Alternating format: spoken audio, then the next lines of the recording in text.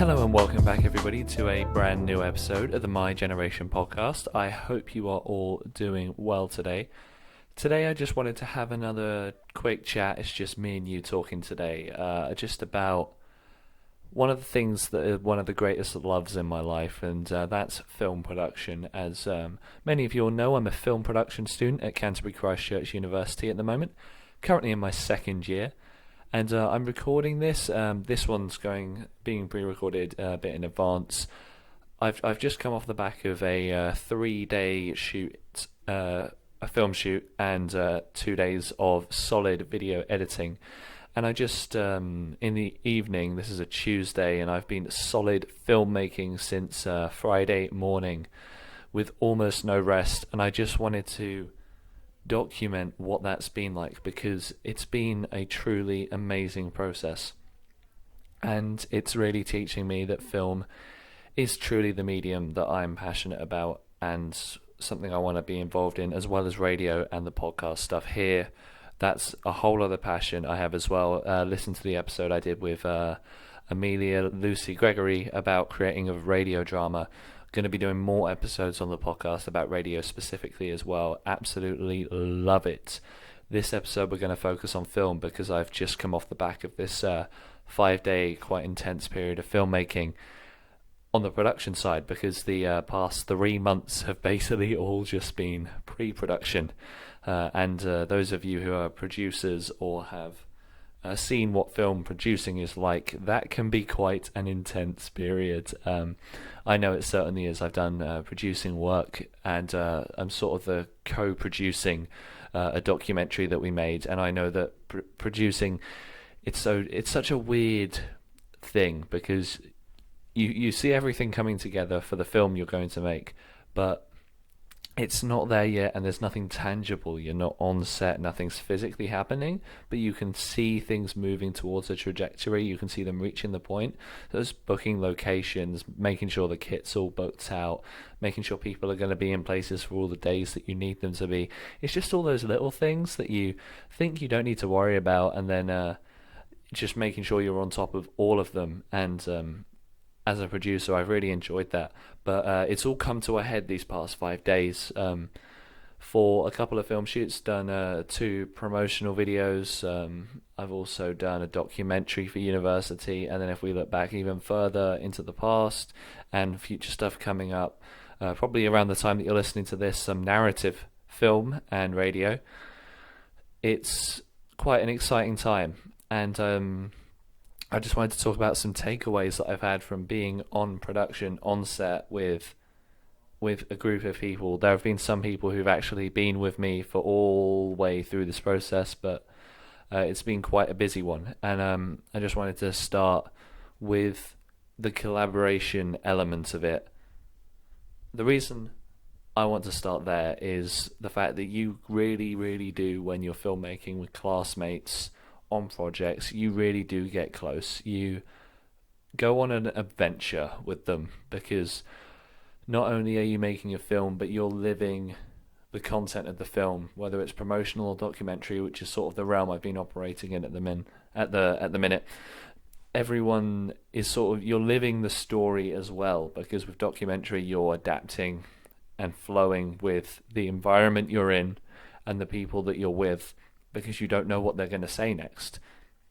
And so as a result, you end up absorbing a lot of that information. The work I've been doing, I've actually taken quite a lot of it in.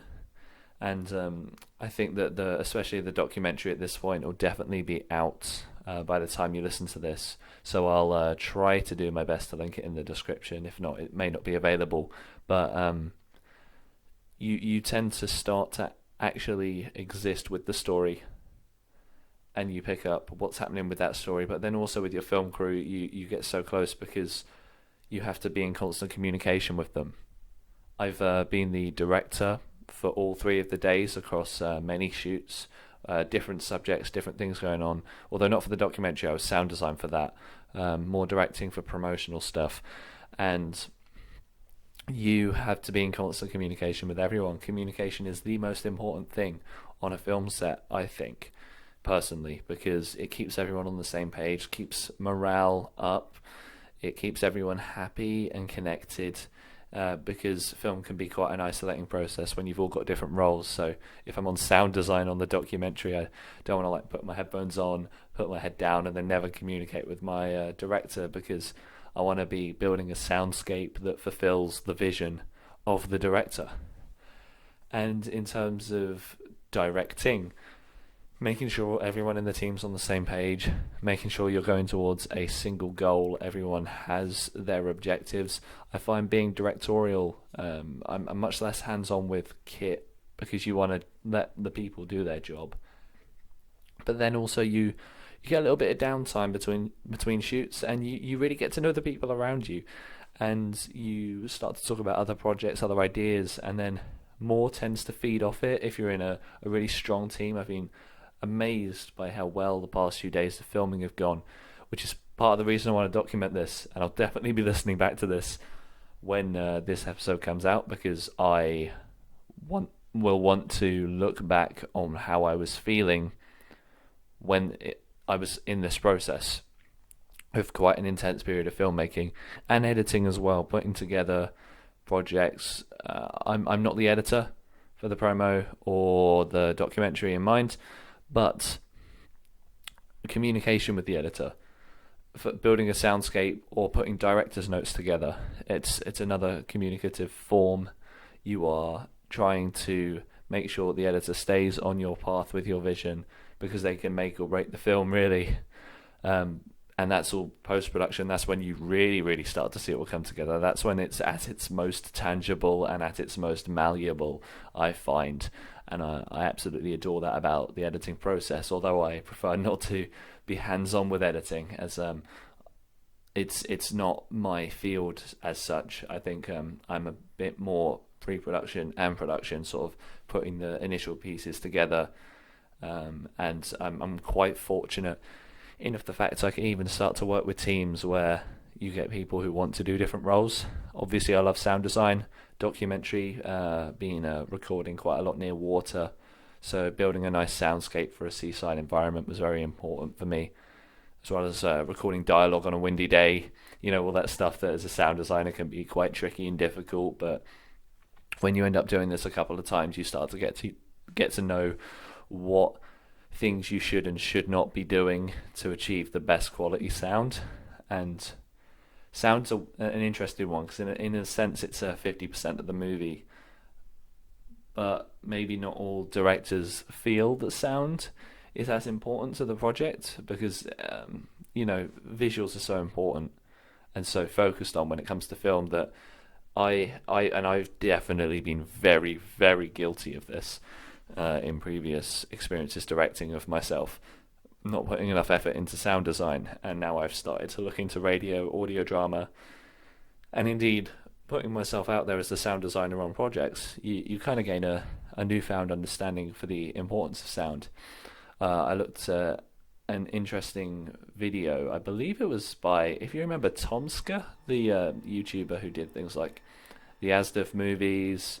He made tons of short films. He made a video a couple of years back about filmmaking and the process.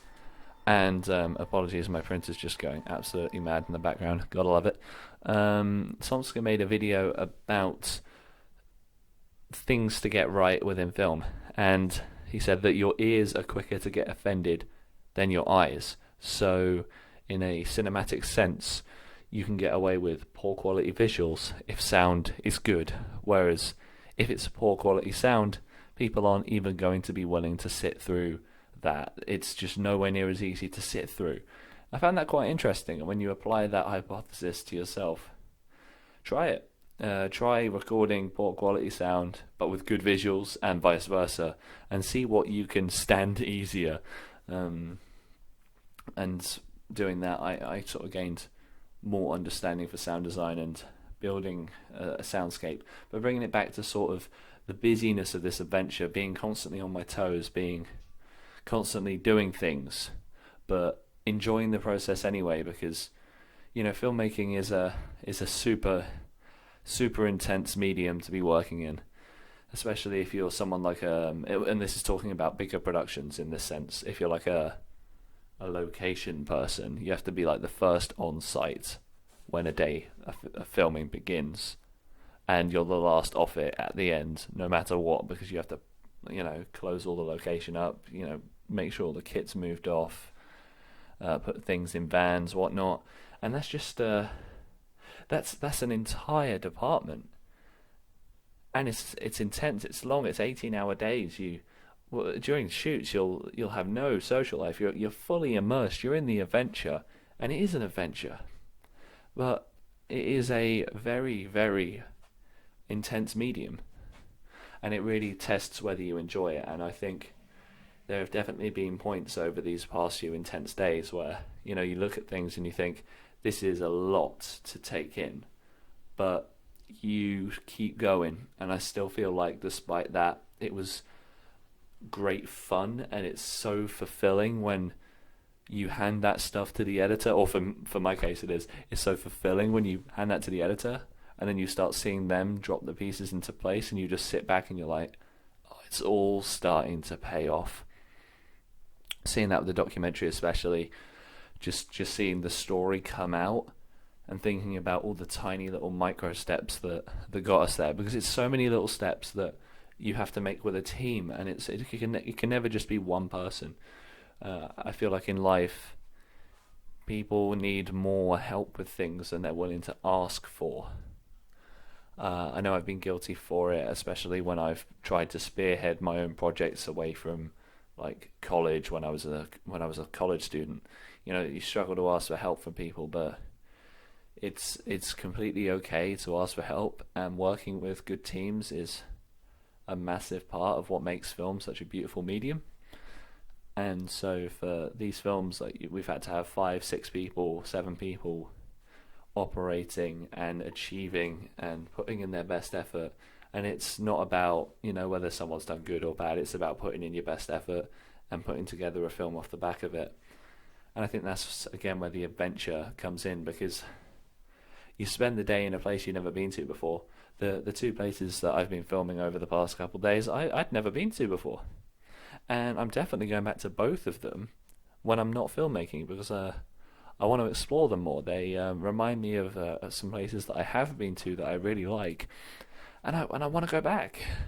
I want to explore that, and I think that that's something really that I wouldn't have got had I not made a film there. And because we've been with people who are native to the place, they know where to go, they know where to take you, they know all the shortcuts, the best parts, the off the map bits that are just great. It's whilst you're filming, just to get some beautiful shots. And I'm thinking, I want to come back to this place. You build a more rounded view of the world because you've explored more of it then. And it's not like I had to go off traveling. I've done it on the job. I've done it in a great new place. I've met new people. I've created a film that I enjoy. And I think that's more of a testament almost to the documentary medium. And if you're documenting in a place that is more powerful in the sense that it's maybe less well off, it opens your eyes in a different sense to if you go to a beautiful place, but it still is opening your eyes. And I think that's maybe my biggest takeaway that I'm getting from just sort of speaking this aloud. This episode of the podcast is almost more of just an audio diary from myself about the process of filmmaking over the course of a couple of days. And I've had to do some of my own editing. Editing is always a great process in of itself, because you are, it feels like you're the master there because you've got it all in front of you and you're putting together those pieces. And editing is one of the most nerve-wracking processes for me, because you've got it all there, and you've got all the shot lists, you've got the sound list, you've got the order that you want to put things in. And if I'm not the director, I've got a director helping me along. But there's always that little bit that's like, oh, will this bit cut together? Will this bit? And from the couple of days of shooting, you just look at it and you're like, it is cutting together. It is working. I am proud of this. And I think that is quite important to me, to see that transition to see the fact that it's actually coming to life. And I appreciate that it's, especially if you're away from filmmaking, that might be quite a difficult thing to sort of visualize. Because, when I look at the end of a filmmaking process, I love to look at the track. We edit in Avid Media Composer for the most part. I've got it on my laptop, and we've got it on the computers at university. It's a great tool. It's amazing. There are some obviously things I'd like to change about it, but it's a great bit of software, Avid, for what I need to do. And then you just sit back and look at the end of a filmmaking process, and you look at all the tracks you've got and all the orders that things are in, and there's a certain artistry even to that, seeing that. Also on LinkedIn, the official Avid account, they post pictures of like feature films and what they look like in their Avid timeline. I think there was a post for Avengers Infinity War that I remember from last year. It was just crazy how many video layers there were, how many audio tracks there were. My mind was absolutely blown away by how dense and complex that looked, but in the best way. Like, check that out. Absolutely 100% recommend checking out Avid on LinkedIn. LinkedIn is also a place that if you're a filmmaker, you should definitely be now. I've collaborated with people on projects through LinkedIn.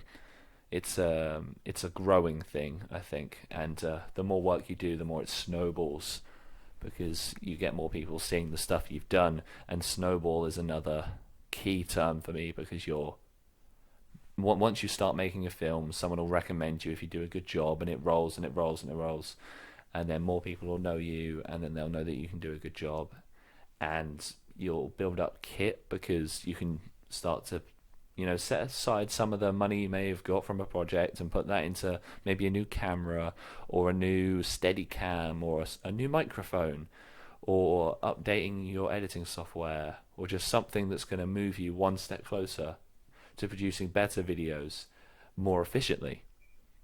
And I think that's what I want to do now. Like this microphone, I'm recording this podcast episode on the Zoom H4n Pro handy recorder, and I sunk pay from some of my work into this. Set some money aside, made sure I got one. I've got a H6 as well, and now when I go to build soundscapes for projects on a freelance basis, they're incredible tools.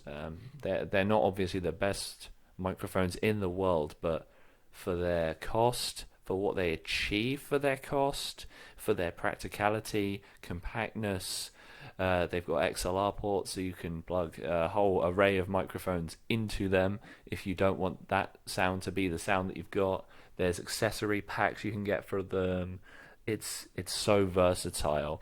I can go from recording a podcast to building a soundscape for a documentary to using it even in a narrative, or hooking it up to some lapel microphones and then having those lapel microphones go into like a subject for like an interview sort of setting.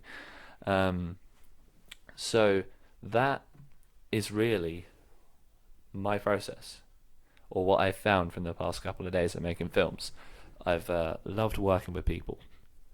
It's a big thing for me, being happy and collaborative on set, taking in people's ideas, listening to them, contributing your own and feel like your voice is being heard, and just making things for people, going on that adventure is so worthwhile. So if you're considering film as an art form, it's great fun. It's a roller coaster. You'll love it, but it's one that makes you really work, because it is not easy by any means. It is not a straight line career-wise. You will go all over the place, and I've found that over the last few days, where you exist in emails for 2 months, and then suddenly you've got 5, 16, 14-hour film shoot days in a row where it's all coming together, and then you just hand that footage off to an editor and then keep your fingers crossed that it works. It's a crazy process. It's a crazy world, but I wouldn't really change it for anything. I want to record another one of these episodes for radio. I may have already recorded one before you've heard this. But if there's any questions or things you want to talk about relating to the filmmaking process, please do leave them below. I want to get back to them.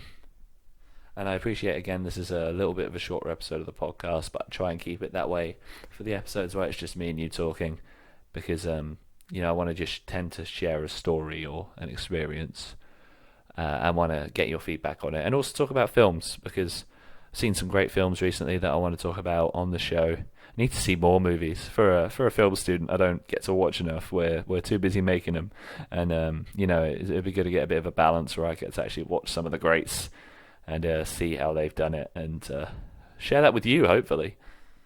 But I think that's it from me.